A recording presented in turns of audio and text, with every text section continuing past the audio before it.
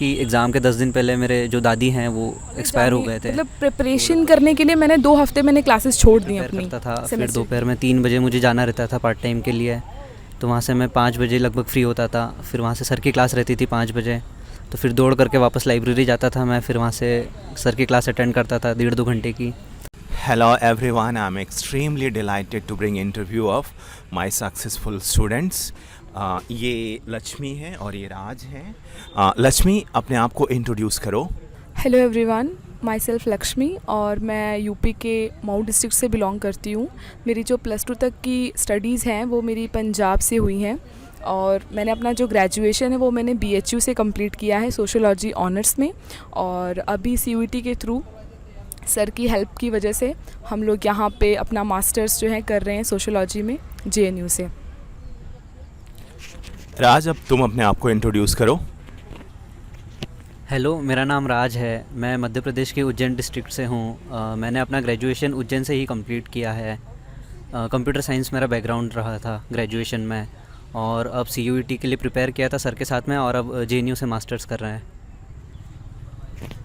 तो राज एंड लक्ष्मी, सबसे पहले मुझे ये बताओ कि आप लोगों को मेरे क्लासेस के बारे में कैसे पता चला था। बिकॉज़ मेरी क्लासेस ना तो ज़्यादा फेमस था, ना ही मैं यूट्यूब पे उस समय वीडियो डाल रहा था। तो आखिर आपको पता कैसे चला मेरे क्लासेस के बारे में?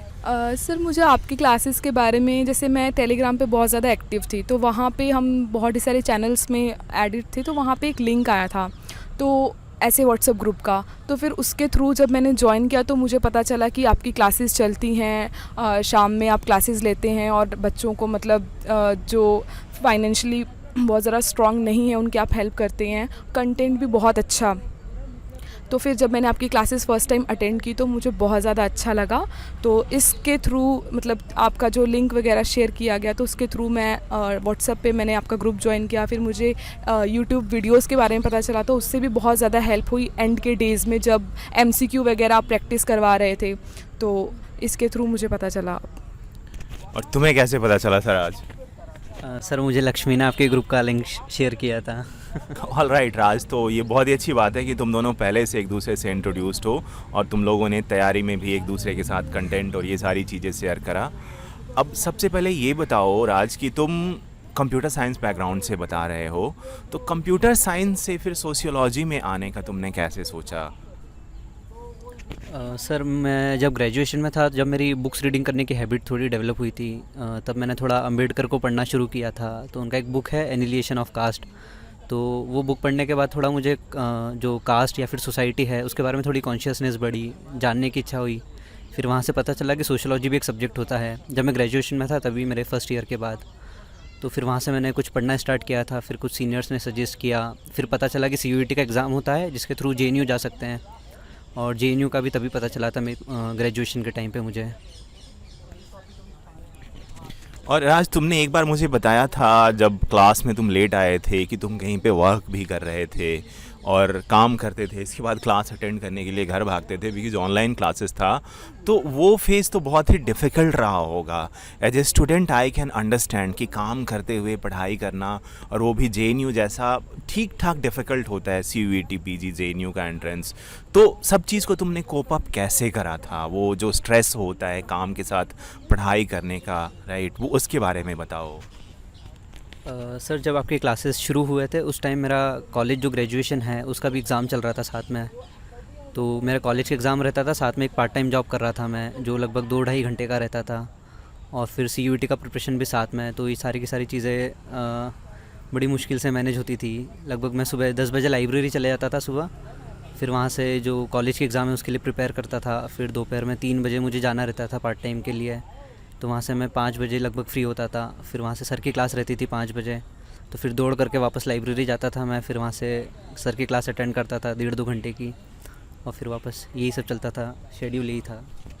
एक चीज़ तो साफ़ है दोस्तों कि ज़िंदगी में चाहे कितनी भी डिफ़िकल्टीज़ हो, अगर आप एब्सोल्युटली डिटरमाइंड हैं राज की तरह, then you will cross these difficulty and ultimately you come with flying colours.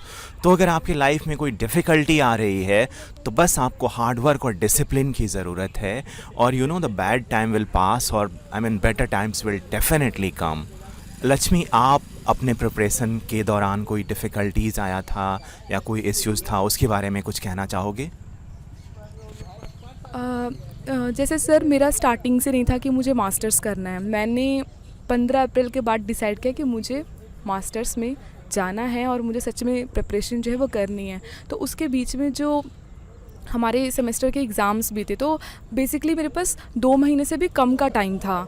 तो उसमें ही मैंने मतलब मुझे बहुत ज़्यादा कॉलेज भी जाना होता था, लेकिन कॉलेज जाने मतलब प्रिपरेशन करने के लिए मैंने 2 हफ्ते मैंने क्लासेस छोड़ दी अपनी सेमेस्टर की, कि मुझे इसके लिए प्रिपरेशन करना है।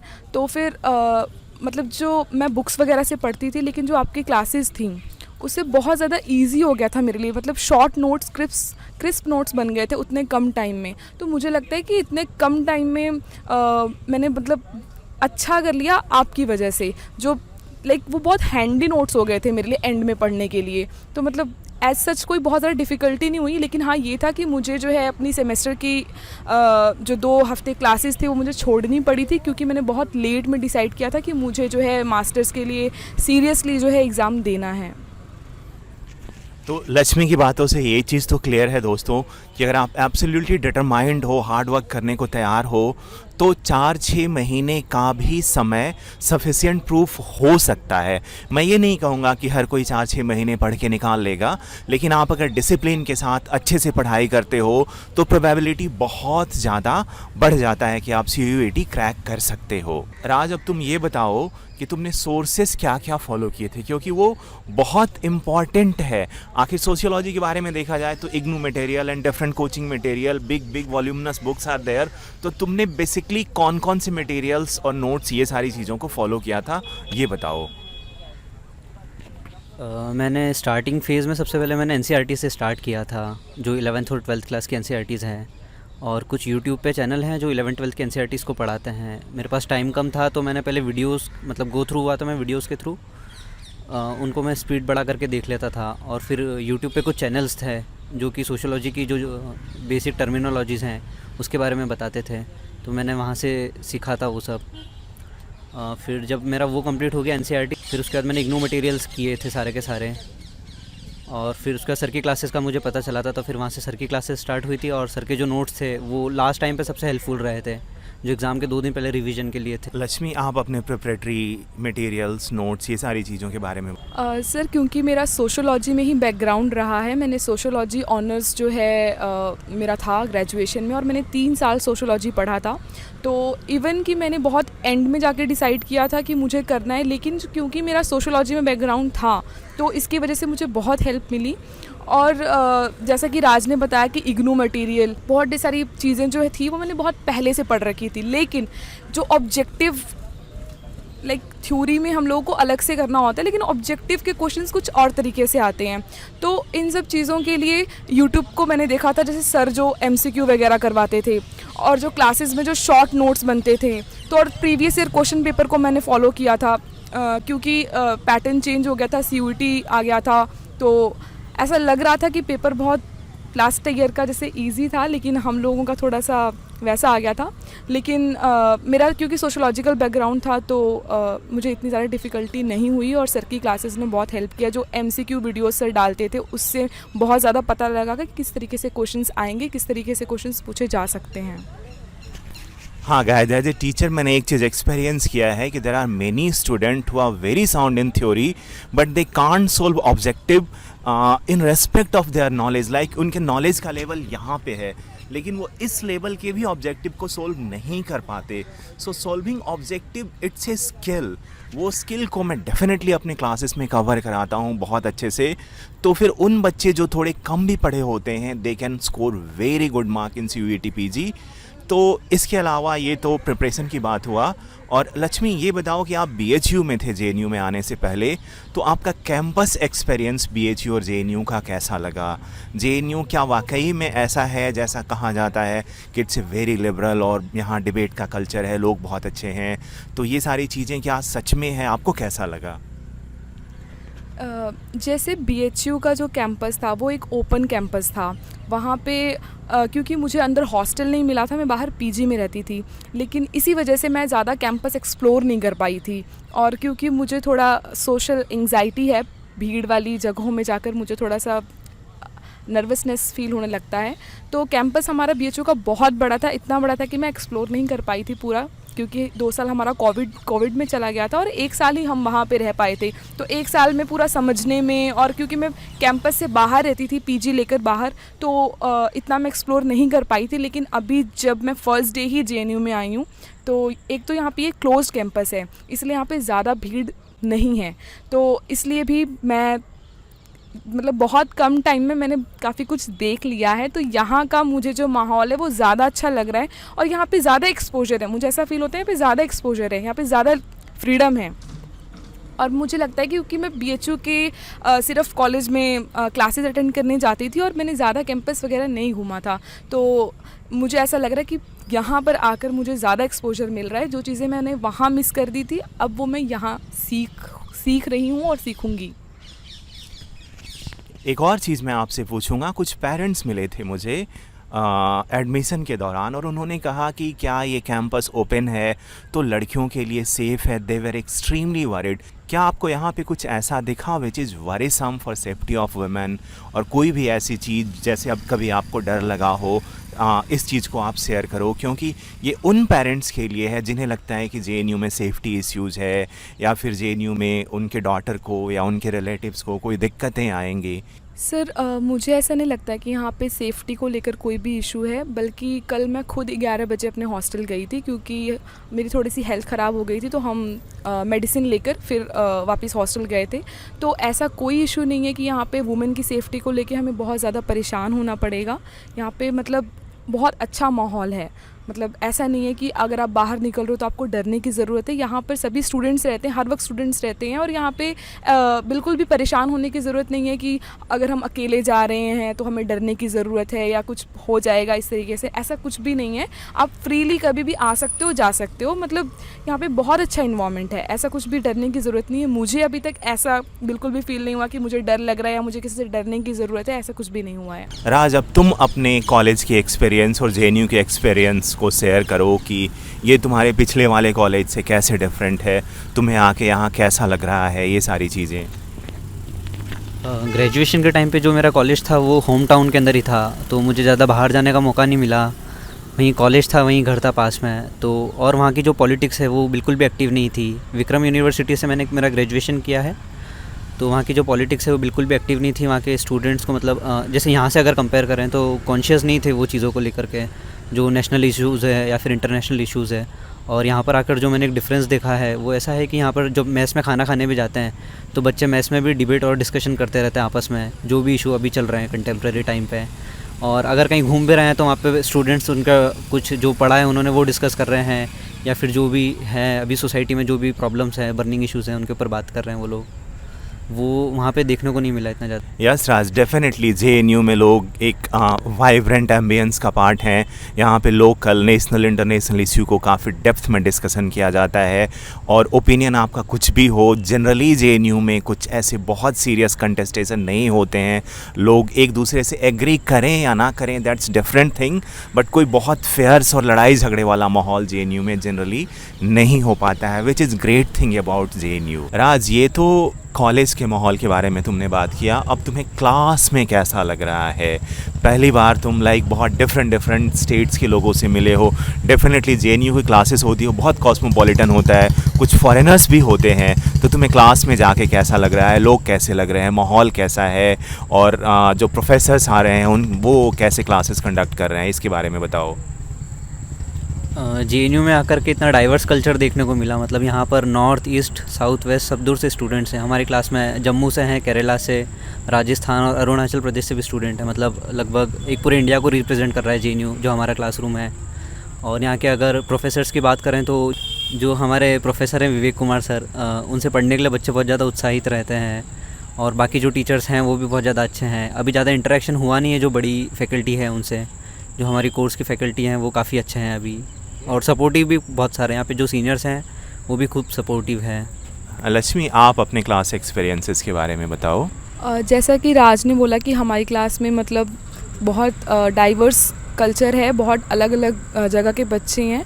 तो हमारी क्लास में ऐसा माहौल है कि हमसे मतलब मुझे ऐसा फ़ील होता है कि मेरी क्लास में बहुत ज़्यादा अच्छे बच्चे हैं, मतलब ऐसा लगता है कि इंटेलेक्चुअल बच्चे हैं। तो मुझे ऐसा लग रहा है कि वहाँ से बहुत कुछ सीखने को मिलेगा, क्योंकि हमारी क्लास में इतनी डाइवर्सिटी है, इतने अलग अलग जगह से लोग हैं, फॉरेनर्स भी हैं, और केरला, नॉर्थ, ईस्ट, वेस्ट, हर जगह से बच्चे हैं। तो सबका जो है सोचने का अलग अलग एक तरीका होगा, चीज़ को देखने का अलग अलग तरीका होगा। तो उससे हमारा भी जो है पर्सपेक्टिव चेंज होगा कि हम एक चीज़ को कितने तरीके से सोच सकते हैं।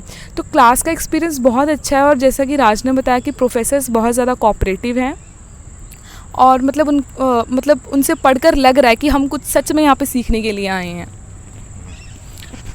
राज, अब ये बताओ कि जो प्रिपरेटर्स हैं, एस्पिरेंट्स हैं, उनको कौन कौन से मिस्टेक्स नहीं करने चाहिए, क्योंकि क्या करना है ये तो इम्पॉर्टेंट होता ही है आज के टाइम पे, बट सक्सेस के लिए what suppose not to do, that is equally important. तो प्लीज़ गाइड करो कि स्टूडेंट्स को क्या नहीं करना। पहले तो आप लोगों की प्रिपरेशन बहुत ज़्यादा स्ट्रक्चर्ड वे में होना चाहिए। जैसे सबसे पहले आपके उसमें सिलेबस होना चाहिए जो CUET का है, और इसके साथ में आप जो नेट का सिलेबस है वो भी साथ में लेकर के आप तैयारी कर सकते हैं इसकी, क्योंकि जो नेट और CUET है लगभग इनका बहुत हद तक जो सिलेबस है वो सिमिलर है। उसके बाद में आपके सोर्सेज बहुत कम होना चाहिए, लिमिटेड होना चाहिए, ताकि आप उन्हें बार बार रिवाइज़ कर सकें, क्योंकि जितना आप रिवीजन करेंगे आपको ऑब्जेक्टिव जो एग्ज़ाम होता है उसमें बहुत ज़्यादा हेल्प होगा। और जो सर की क्लासेस रहती थी और सर के जो PYQs रहते थे, मतलब सर कुछ वीडियोज़ बनाते हैं MCQ के लिए, तो उनके मैं नोट्स बनाता था साथ साथ में। और कुछ भी चीज़ आप है ना बात के लिए मत छोड़िएगा कि जैसे लास्ट टाइम पे कर लेंगे, वो थोड़ा गलती हो जाता है। जैसे मेरे साथ हुआ था कि एग्ज़ाम के 10 दिन पहले मेरे जो दादी हैं वो एक्सपायर हो गए थे, तो लगभग 3-4 दिन मेरे उस चीज़ में चले गए थे, तो मैं पढ़ नहीं पाया था बिल्कुल भी। तो ये चीज़ आप बात के लिए नहीं छोड़ें बिल्कुल भी। हाँ, याद है मुझे राज, तुमने बताया था अपनी दादी के बारे में। एंड मैं एक बात कहूँगा कि इतनी सारे डिफ़िकल्टीज़ के बाद भी तुम आज JNU में आ चुके हो। I really proud of their. और लक्ष्मी, आप बताओ कि क्या क्या मिस्टेक्स नहीं करने चाहिए प्रिपरेशन में। जो मिस्टेक्स हमें नहीं करनी है, तो वो राज ने बताया कि पहले तो सिलेबस को हमको बहुत अच्छे से देखना है कि हमें सिलेबस ओरिएंटेड पढ़ना है। हमें मतलब PhD नहीं करनी है, हमें एंट्रेंस क्लियर करना है, तो हमें सिलेबस के ओरिएंटेड रहकर बहुत ज़्यादा पढ़ना है। और ऐसा नहीं करना है कि हमको जो है MCQ नहीं लगाना है, हम बस चीज़ें पढ़ लेंगे। हमको MCQ की बहुत ज़्यादा प्रैक्टिस करनी होगी। जैसे सर जो है MCQ प्रैक्टिस करवाते थे, तो जैसे क्वेश्चन बताते थे और फिर हम लोग को खुद सोचना होता था कि क्या मतलब इसका आंसर होगा, फिर सर आंसर जो है वीडियो में बताते थे। तो आप इस तरीके से कर सकते हो कि आप पहले वीडियो जो आप देख रहे हैं उसको आप क्वेश्चन को पढ़ो, पॉज करो, सोचो और फिर उसका आंसर दो। आप अपना नॉलेज टेस्ट कर सकते हैं कि आपने जो प्रिपरेशन की है उसके बेसिस पे आप कितने क्वेश्चंस के आंसर दे पा रहे हो और कितने क्वेश्चंस के आंसर नहीं दे पा रहे हो। आप एक जज कर सकते हो कि किस लेवल पर है आपकी प्रिपरेशन। तो आपको जो है प्रीवियस ईयर क्वेश्चन को भी ध्यान में रखना है, आपको प्रीवियस ईयर क्वेश्चन भी लगाना है। आपको ये देखना है कि किस टॉपिक से ज़्यादा क्वेश्चंस पूछे जा रहे हैं, उनको ज़्यादा जिन टॉपिक्स की ज़्यादा वेटेज है उनको ज़्यादा आप पढ़िए। और जैसे राज ने कहा कि एंड के लिए कुछ भी मत छोड़ना, क्योंकि वो बहुत बर्डन हो जाता है। एंड में हमको सिर्फ प्रैक्टिस करनी है, रिवीजन करनी है। Revision is the key. अगर आपने बहुत ढेर सारा पढ़ लिया और आप उसको रिवाइज़ नहीं कर पाए हैं एंड टाइम पे, तो ये बिल्कुल भी हेल्प नहीं करने वाला है। तो इसीलिए मिनिमम सोर्स होना चाहिए और उसकी मल्टीपल रिवीजन होनी चाहिए। मैंने यही किया था क्योंकि मेरे पास बहुत कम टाइम था, क्योंकि मेरे साथ के जो बच्चे थे वो पिछले साल से पढ़ रहे थे और मेरे पास 2 महीने से भी कम का टाइम था। तो मेरे सोर्सेज कम थे और मेरी रिवीजन ज़्यादा थी और मैंने MCQ प्रैक्टिस बहुत की थी। तो ये चीज़ जो है मेरे लिए बहुत वर्क की, आपके लिए भी कर सकती है अगर आप इसको अच्छे से फॉलो करें। इसमें सर आपकी ट्रिक के बारे में बताएं क्या? बता दो। लक्ष्मी ने जैसा बताया, मैं उसमें एक बात और ऐड करना चाहूँगा। जैसे कि जब हमारा एग्ज़ाम था उसके 3-4 दिन पहले है ना, सर ने कुछ ट्रिक्स बताई थी। अगर वो ट्रिक नहीं पता होती ना, तो अगर 2 क्वेश्चन भी हमारे गलत हो जाते हैं तो फिर JNU में आ नहीं पाते हम लोग। तो सर ने ऐसी कुछ ट्रिक्स बताई थी जिस वजह से लगभग हमारे 2 से 3 क्वेश्चन सही थे एग्ज़ाम में। वो जब आप क्लासेस ज्वाइन करेंगे तब आपको पता चलेगा कि कैसी क्या ट्रिक्स है। तो डेफिनेटली ऑब्जेक्टिव कुछ तो ट्रिक्स हो ही जाते हैं, कुछ तरीके हो जाते हैं सोल्व करने के, जिसकी वजह से आप कुछ क्वेश्चंस को एक्स्ट्रा सोल्व कर पाते हैं। याद रखना कि अगर आप गलत मार्क करते हो तो आपको पेनलाइज किया जाता है 1/4 मार्क्स से, राइट। बट आप सही करते हो तो 1 मार्क्स दिए जाते हैं। लेकिन एक बात और है कि आंसर आपके सामने ही होता है, सब्जेक्टिव की तरह ये नहीं कि आंसर आपके माइंड से आना चाहिए। आंसर सामने पड़ा होता है, तो कुछ ना कुछ ट्रिक्स हो जाते हैं इन क्वेश्चंस को लेकर के, वो मैं अपनी क्लासेस में बताता हूँ। एक बात और कि जब रिज़ल्ट आया था तो लक्ष्मी आपने मुझे फ़ोन किया था और मैं ड्राइव कर रहा था और आपने कहा सर मुझे नहीं लगता मेरा सिलेक्शन हुआ है, कुछ लोग कह रहे हैं कि ये जो रिज़ल्ट आया है ये झूठ है, वो क्या इंसिडेंट था? और आपको डांट भी पड़ा था मेरे से काफ़ी ज़ोर का, तो वो इंसिडेंट बताओ, क्योंकि मुझे बहुत बुरा लगा था कि देखो बच्चों, तुम लोगों ने स्ट्रगल किया, मेहनत किया, रातों में सोए नहीं, पढ़ाई किया, और अब जब आपका रिज़ल्ट आ गया है तब भी आप दुखी हो यार। अब तो आपका समय है खुश होने का, तो आपको खुश होना चाहिए, लेकिन अब आप आंसस हो, आपका रिज़ल्ट आ चुका है, फिर भी कह रहे हो सर मुझे लगता है ये रिज़ल्ट फेक है। वो क्या हुआ था, वो बताओ। एक्चुअली सर टेलीग्राम पर मतलब कुछ ऐसे मैसेजेस आ रहे थे, क्योंकि जैसे ही रिज़ल्ट आया मैंने अपना रिज़ल्ट चेक किया, फिर उसके 10-15 मिनट बाद ही वेबसाइट पे जो है रिज़ल्ट शो नहीं कर रहा था। तो कुछ बच्चों ने कहा कि रिज़ल्ट गलत था, तो मैं बहुत ज़्यादा डर गई थी। एक्चुअली मुझे यकीन नहीं हो रहा था कि मेरा सच में हो गया है, क्योंकि मैंने 2 बार कॉल करके राज को भी कंफर्म किया, अपने फ्रेंड्स को बोला कि तुम लोग मेरा चेक करो, क्योंकि मुझे सच में यकीन नहीं हो रहा था। मैंने बिल्कुल उम्मीद छोड़ दी थी। और फिर जब मैंने टेलीग्राम पर कुछ ऐसे मैसेजेस आ रहे थे कि ये रिज़ल्ट फेक है, तो मैं बहुत ज़्यादा घबरा गई थी। तो इसीलिए मैंने सर को कॉल किया कि सर बच्चे कह रहे हैं कि ये रिज़ल्ट फेक है, गलत है, और मैंने तो मतलब मेरा उसमें शो कर रहा था कि मेरा हो गया है। तो सर से मुझे डांट पड़ी थी कि मतलब ऐसा नहीं होता है कि रिज़ल्ट जो है वो गलत दे दे। इतनी बड़ी यूनिवर्सिटी है, JNU जैसी यूनिवर्सिटी, वो भी और गलत रिज़ल्ट शो कर दे। तो मतलब क्या बोलूँ, वो एक्चुअली ऐसा हुआ था कि NTA ने अपना रिज़ल्ट अपलोड करा और सारे बच्चे एक साथ देखने लगे, तो उनका सर्वर क्रैश कर गया। सर्वर क्रैश कर जाने से रिज़ल्ट थोड़ी ना चेंज हो जाएगा। तो बच्चों, र्यूमर से भी बचना है, अननेसेसरली परेशान नहीं होना है। स्टूडेंट का लाइफ है वो थोड़ा सा डिफ़िकल्ट होता है, और मैं पूरी कोशिश करता हूँ कि आपकी डिफ़िकल्ट ज़िंदगी को थोड़ा सा मैं लाइट कर पाऊँ। ऑलराइट, तो राज, अब लास्ट में प्रिपरेटर्स को कुछ कहना चाहोगे? मैं यही कहना चाहूँगा कि आप लोगों का बैकग्राउंड मैटर नहीं करता, आप लोगों का हार्डवर्क मैटर करता है। जितना ज़्यादा आप मेहनत करेंगे तो हो सकता है कि आप लोग भी यहाँ पर हों हमारे साथ में। लक्ष्मी, अब आप अपने फाइनल वर्ड्स प्रिपरेटर्स को बताओ। मैं जो भी एस्पिरेंट्स जो हैं वो JNU के लिए प्रिपेयर कर रहे हैं, मैं उनको यही कहना चाहती हूँ कि आप जो है अपने प्रिपरेशन को बहुत ही ज़्यादा सिस्टमेटिक वे में रखिए। मैं एक चीज़ ऐड करना चाहूँगी यहाँ पर कि जो सर की क्लासेस हैं, जो सर क्लासेस लेते थे 2.5 आवर्स की ऑलमोस्ट, तो वो बहुत ही ज़्यादा हेल्पफुल थी। मैं बिल्कुल यहाँ पे मेंशन करना चाहूँगी कि हमारे पेपर में एक क्वेश्चन आया था सर, क्राउड से रिलेटेड कुछ था, वो मुझे क्वेश्चन याद नहीं आ रहा है, लेकिन वो जो क्वेश्चन था वो मैंने कहीं नहीं पढ़ा था, कोई CN शंकर राव, कोई यूट्यूब चैनल, कोई अदर गूगल वगैरह पे मैंने नहीं पढ़ा था। वो जो था वो नोट्स, मतलब जो मैंने सर की क्लासेस से नोट्स बनाए थे, उसमें से मतलब अगर मैंने वो नोट्स नहीं पढ़े होते, अगर वो मेरा एक क्वेश्चन गलत हो गया होता, तो आज मैं यहाँ नहीं होती, मुझे ऐसा लगता है। तो इसलिए मैं आप लोगों को ये कहना चाहती हूँ कि जो भी सर पढ़ा रहे हैं वो बहुत ज़्यादा मतलब हेल्पफुल है। तो मैं आप लोगों को यही कहूँगी कि जब आप सर की क्लासेस अटेंड करेंगे तो उसको अच्छे से आप नोट्स बनाओ और उसकी मल्टीपल रिवीजन आप ज़रूर करें, वो बहुत ज़्यादा हेल्पफुल होगा। Minimum sources and multiple revision is the key. So guys, ये था preparatory experience of Raj and Lakshmi. आप लोगों को कभी भी राज या लक्ष्मी से कम्युनिकेट करना हो तो आप वीडियो के नीचे कमेंट करना, they will diligently reply to your all queries.